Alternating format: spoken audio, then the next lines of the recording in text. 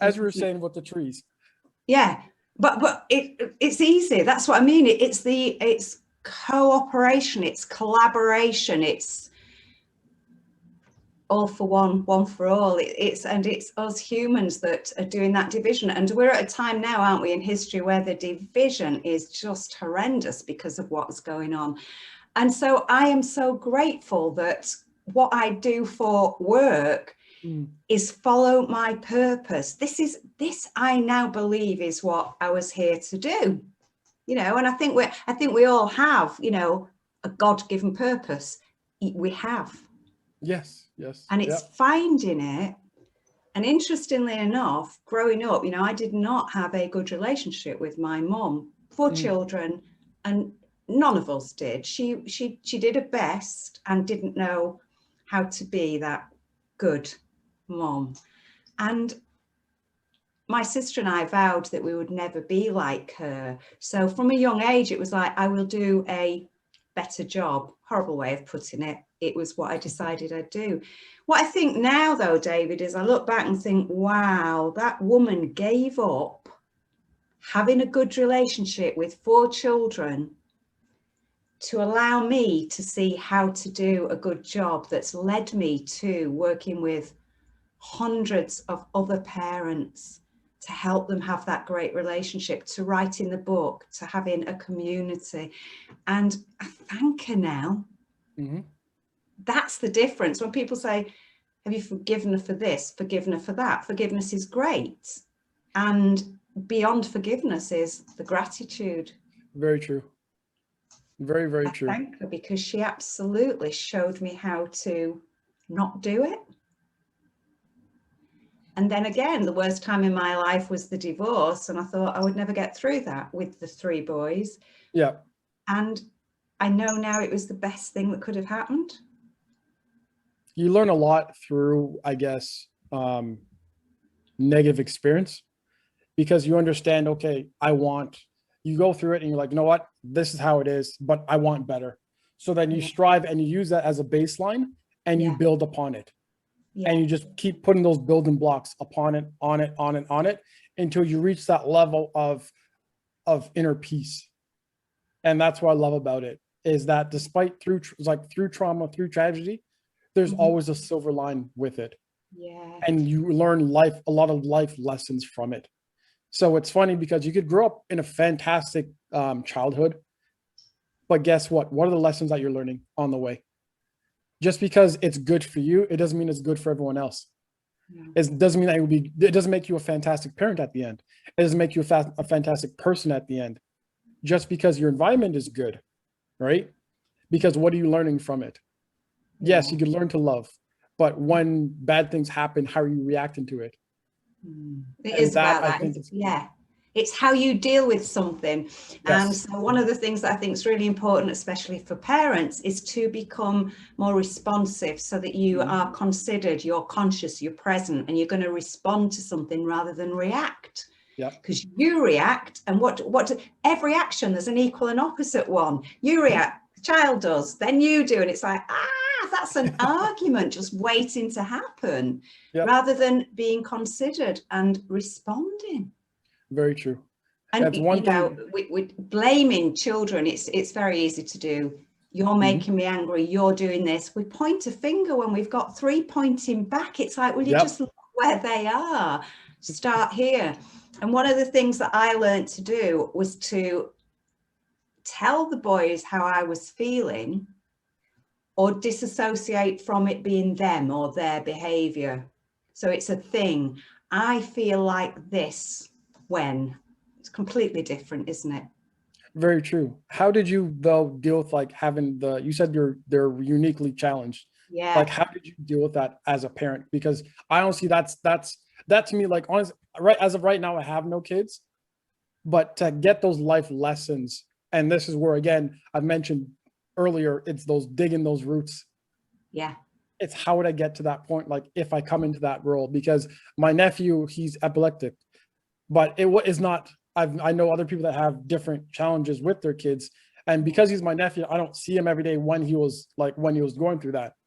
So I know my sister was going through those challenges, but as a parent, as being a parent, and especially at 3 of them uniquely challenged. How did you work with that?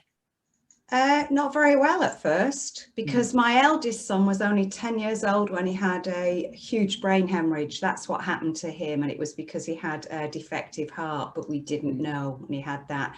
And that was when the middle child was just 12 weeks old, and it was literally the day after the christening, and the whole world fell apart.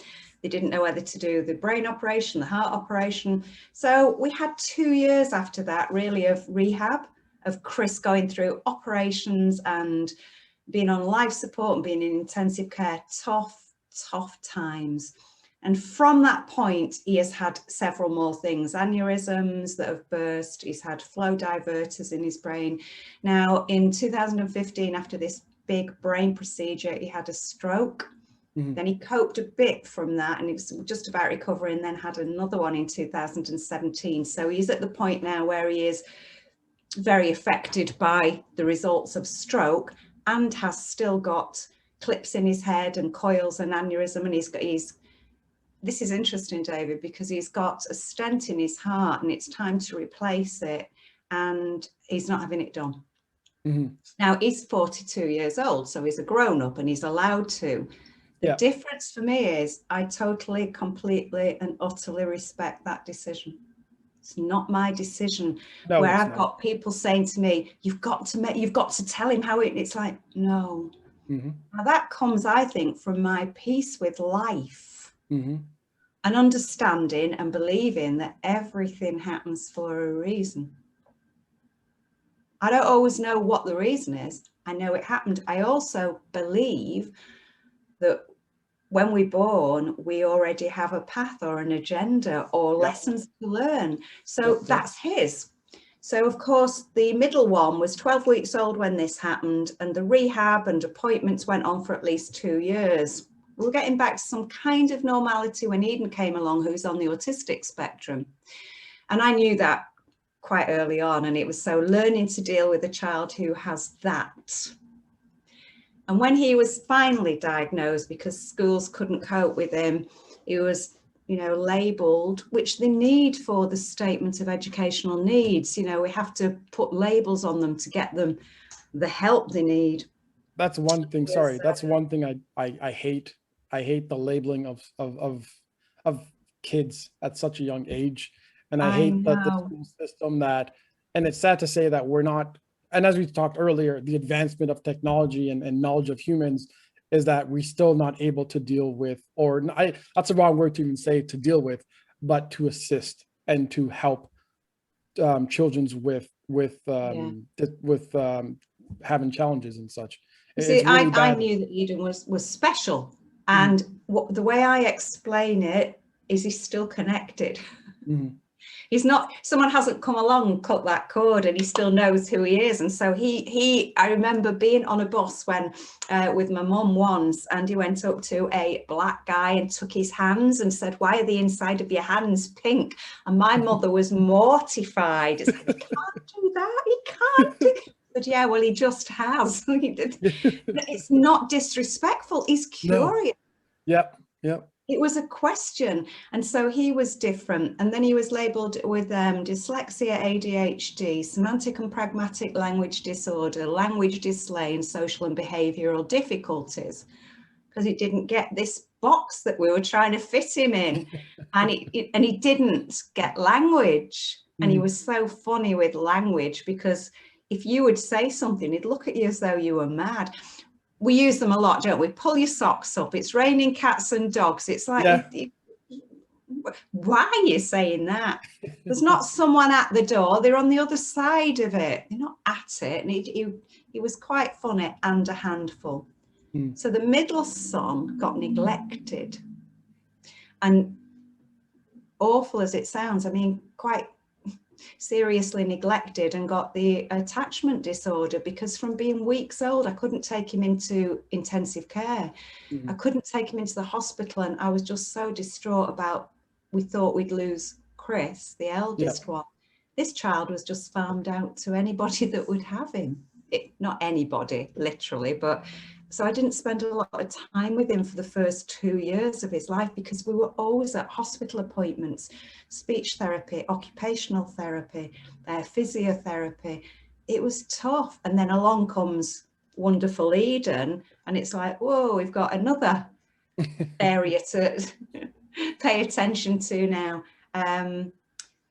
When I wasn't getting very far with help with Eden, I remember using a recorder on a morning before school, and Hallam was such a good child, and he'd be there reading his school book in the background in the kitchen. I'm screaming at Eden to put his clothes back on and stop squeezing toothpaste over the mirror in the bathroom and leave, and it was just chaos.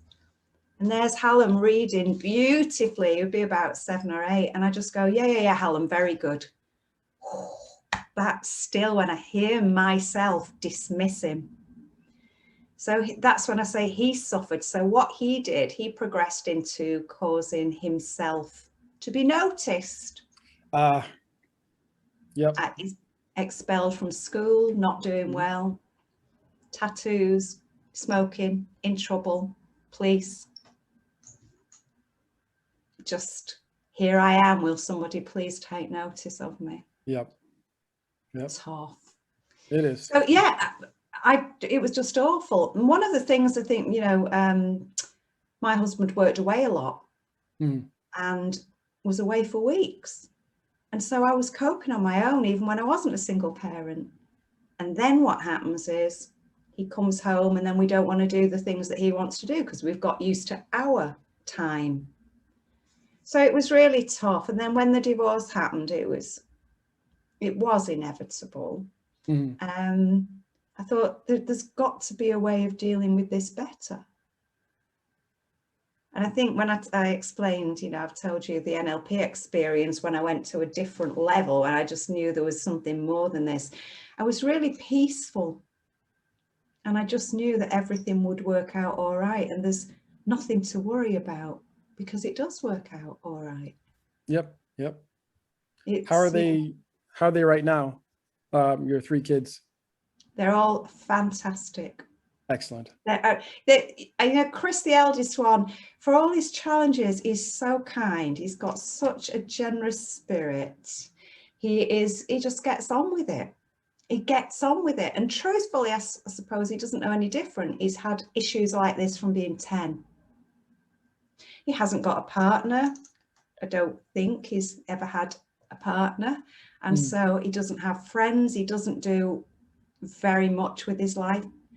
I sometimes think it's not a great quality of life. And I don't understand why he would on some level have chosen it. Some people do. And I find that some people, especially when they're dealing with certain things, they kind of want to just be left alone. They don't want anyone to take on that burden with them. So it could be something, I honestly, I'm just throwing out guesses here. It could be something like that. And we're just like, you know what? I don't want anyone to just have that burden with me. So let me enjoy life for myself. Yeah. Right? Yeah. He went through a period before the big brain operation where he was just constantly smoking weed, stoned. I mean, all day, and drinking. Not a nice place. And yet there was nothing I could do except be there and support him. And now he doesn't do that. So that's the good about that. You know, he's not doing that anymore. He gets on and he copes with it. Yeah. And he astounds me with what he will do himself without asking anybody. Like, you know, he struggles to walk, keep his balance. His left side doesn't work well. It's hard work for him. And yet he'll get the bus and go into town and say, no, I can do that. So he will crack on. He gets annoyed with himself because of his inability to do things, and then he'll have an accident, then he's angry, and that is absolutely understandable. Yep. And then Eden, who is, you know, labelled on the autistic spectrum, who was told he wouldn't go to mainstream school, did. And that was an interesting thing, appealing to say, I want him here. He got his, we've got GCSEs, you know, certificates of secondary education. He got 10. Then he went to college because he wanted to do a diploma in applied sciences and take a history A level because he loved history, and then went to university. Yeah, that is awesome. That is awesome. And I'm grateful that I woke up to, I could be such a better mom and more supportive, almost by taking that step back and not telling them what to do. As soon as I find as soon as you put a label on somebody, and like you mentioned, when you have that box saying, this is the box I need you to fit into, and as soon as you're in that box, this is the label, that's when I think we give up on them. That's when we stunt people's growth and we stunt their potential. But as soon as we say, guess what, despite you being in a box, despite you having a label, I find that people, if they really want it and they really strive to be better, they realize that, guess what, yes, I'm in a box, but guess what, the box is open and the label could come off. Yeah. And I strongly believe that that's what your kids did. Yeah. Was like, yes, I again, as you mentioned, they labeled him as being artistic. He's like, well, okay, but guess what? I'm going to graduate from high school. I'm going to graduate from college, and I'm going to graduate from university. What now? The truth is, it was tough growing up because I couldn't handle it, and it was off the wall. You know, he was an interesting child. One of the things where that gets bandied around a lot is ADHD, and I like reading Ned Hallowell's stuff, and he talks about VAST rather than ADHD, which is variable attention stimulus. And that's what you give a child something that they want. Eden could draw for hours and make his own comics and play with Lego and marbles and roll hundreds of balls of Play-Doh. So there wasn't really anything wrong with his attention. No. It was the stimulus outside of it. Yeah. Yeah. And what we also know is that they don't learn the same way. They have a different way of learning. And we know learning styles are different for all of us. And he is very kinesthetic. He has to do and move instead of keeping still. And we still, as sophisticated as we are, it is still speaking, isn't it? It's still talking and listening. It's like, if that's not going to land with them, how are they going to retain the information? We've got to be more inventive how we educate them. That's very true. And I'm glad you said that word, it's educate. And that's the biggest thing. And when I remember you mentioned don't, and donut. One thing I've learned, especially in being my position I am, is that you can't say don't to people. You have to learn, and that's the biggest thing, is educate, coach, and mentor. Yeah. Once you do those with people start to cooperate. They start to give feedback. They feel like they're more involved. Yeah. And that's that's huge. Yeah, a whole list of words, like when we say to people, you have to, they don't. You have to do this. They don't. You know, you can't do that. A lot of the time when we're saying it to a child, we mean, I don't want you to. It's not can't. Yeah. And to say somebody else, excuse me, should, how do you know what someone else should do? It's funny because when I work out, I will be picking up a weight and my buddy will be like, oh, you can't lift that. And I look at him, it's like, no, it's not that I can't. I just have not gotten there yet. Yeah. And then as soon as I said that, he'd be like, okay, you're right. Yeah. You have not gotten there yet. It's yet. I can't yet. And one of the other words I've got a thing about is try, because your unconscious mind doesn't really understand try. It's got no movement in it. You either do or you don't. Like Yoda says do or do not. There is no try. And when my ex picked up Eden after his science GCSE exam, his dad said to him, how was it? And Eden said, oh, I don't think I've done very well. And his dad said, it doesn't matter as long as you tried your best. And Eden said, no, I didn't. I did my best. Just a huge difference, you know, what the mind is thinking. Yeah. And that's one thing I've watched. I have one of my friends growing up. He was very artistic, and he had a lot, like he was ADHD, ADD at the time. They gave him Ritalin and so on and so forth. When he was at school, at Yeah. home, his parents were like, "No, just don't take it at home. Just be yourself." And it's a very different night and day type of person. And as you mentioned, everyone learns differently, and that's what's key. Is because when I was around him, the way he maneuvered, the way he was very artistic, in a sense that he could draw and build and things I wouldn't have imagined about. And yet Yeah. now he's being when he goes to school, he's being handcuffed. It sucks. It really sucks. And I find that a lot of kids and a lot of adults, just to deal with I'll for the lesser words, just to deal with challenging kids, they throw medicine at them, not realizing that someone that's grown up with ADHD, ADD, are being artistic and so on and so forth, could be the next person that says, guess what? We could live on Earth, and we could be eco-friendly and have these great imaginations, but yet we're handcuffing them, and I don't like that. Well, what school does most of the time is test people's ability to remember things. It's a memory test. Learn this, learn this, learn this. Yep. It's not allowing them to be creative. Very true. Yep. Not exploring things. Eden was on Ritalin for a short while, and it was horrendous. He got facial tics and odd movements and was incredibly emotional. It's like, oh, that did no good whatsoever. I know everyone's different, but that's it. We just want people to make life easy for us, and sometimes it isn't with these challenging children. Yeah. And it's like you said, like it's, yeah, it might be life make easier for us, but what about them? Is their life easier?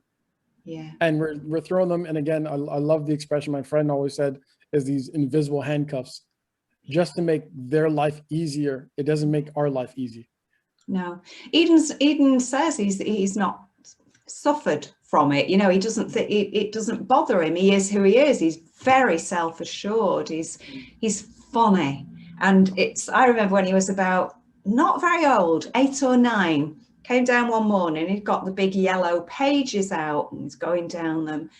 And he'd already made a few phone calls to game stores, game station, or what to find this particular game. Now, he would do that without thinking anything of it, because he knew how to do it and he knew to get a number, and he knew. Whereas the middle son wouldn't. He was scared of doing something new or trying things or speaking to people. Or I thought the difference, because Eden didn't have much fear. And that's where so many humans are living, in fear. The times we're living in now, fear. Yep. And we know, we've talked about, you know, the emotions on the body, the vibration of fear is so low. People tend not to think about that word emotion. It means energy in motion. So where's this energy? It's going through your body at a very low rate, and it's affecting every single one of those trillions of cells. Whereas you raise yourself up to a higher emotion, and it's doing you a lot of good. Yes, that's true. That's very true. Yeah. So I got my hands well and truly full with these 3 boys, but on reflection, I think I said I would do that. That was to have the journey I have, to learn the lessons. Interestingly enough, when I told you that Chris was 10 years old when he had his brain hemorrhage and was rushed to hospital and was in intensive care, it was the day after the christening. And I remember that morning when Chris had gone off to school, I was worried about cake trodden into the carpet and a Vimto spill. Then when I saw this child who I was told might not survive, I remember the doctor telling me outside before we went in, he prepared me, he said, as I'm talking to you now, you might not have a child anymore. That's how bad it was. And the machinery around him was incredible, and the syringes. And I remember thinking, I don't care if my house burns down. And I just cared about a carpet. And so my perspective actually changed massively then. So it did move me in a different direction. And then, of course, I've learned more NLP, energy therapies, quantum science. I'm fascinated by it. Spirituality, like we talked about it, you know, the Eastern practices make so much sense. Yes, very true. Yep. And we forget that we're human beings. That means be. Yep. Not do. And I do suggest, if you have that list of all those things you've got to do, have that list of all the things you're going to be today. I like that. I like that. I'm gonna try that one day, and just have that list of this is what I want to be versus this is what I got to do, and you'll see that they're very different. You'll see they'll really. The B starts with intention. I am going to be peaceful, calm, kind, smiley, helpful. Mm-hmm. And if you just put an intention out there, the vibration out there is more likely to find you. Well, we could talk a lot longer. I have another call. Perfect. I could just wrap this up real quick.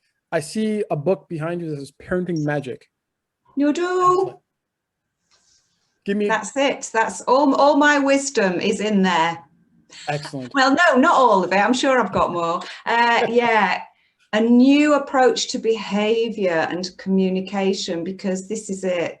If we change that, the results we get are incredible. So it's almost got 4 sections or 4 pillars. And one of them is to understand who and what we are and what we're capable of. To understand that we are energetic beings and energetic communications going on all the time. And we can't not be communicating. We're communicating with this electromagnetic field that is just coming off us constantly. Parents aren't told or don't find out about brain and child development, that if we knew, it would help us knowing why a toddler is just having a meltdown when they experience an emotion for the first time. We've forgotten that. Yep. There's going to be a first time. This energy is going through the body and they haven't got a clue what's going on. And then we have not very much understanding. Well, I certainly didn't. Teenage brains, they're not wired properly yet. There's an awful lot going on. They don't produce the melatonin when we do, when we want them to go to bed. It's like the early hours of the morning, and then they want to sleep in because they're growing and the body's going through such rapid change. So that's important. And for me, it's understanding, I think, what the journey of parent and child is. There's a spiritual element to it. They're here to teach us as well. If they trigger you, it's like, look at what it is. Why are you getting so angry about not being listened to? And what I find with clients is because they're not listened to in another area of their life, or as a child, or in past lives, because we bring energy from other places. Energy can't be created or destroyed, as we've said. Very true. That's so very true. The body might be new, brand new, shiny babies. The energy inside won't be. And what happens in the womb's incredible. Whatever the mother's going through will have an effect. So parenting is a huge job and a huge responsibility. And I do think at least the book is the things I found that have led me from being, on medication, depressed, drinking alcohol every night, to having and screaming at these kids and blaming them and just not enjoying them, to having a fantastic relationship with them. Yep. I agree with you on that one. Good. So I assume your book is coming out in August 18th? It's out. It is out. Oh, it's out. Okay, perfect. Yeah, is it on Amazon or no? It is on Amazon. Yeah. Shall I drop you links? Yes, please. I will add it to the bottom of this podcast then. Okay. Excellent. Karen, you have been a fantastic guest, a fantastic spirit to talk to. Hopefully we could talk more. I know what I'm going to say. Hopefully we are going to talk more. I was going to say that. Yeah. And one of the things that I like, so I say to people, will you please stop trying and give up hope? Yeah. Because if you are keep trying, you're not doing it, make your mind up, do or don't, do or don't. And then Exactly. hope, I understand that. I understand that people will say hope's a great thing. When we say it, if we hope it, it waters down our own ability to make something happen, I think. It reduces faith, I find. You throw hope, it's a maybe. Yeah. You're hoping it's a maybe it'll happen.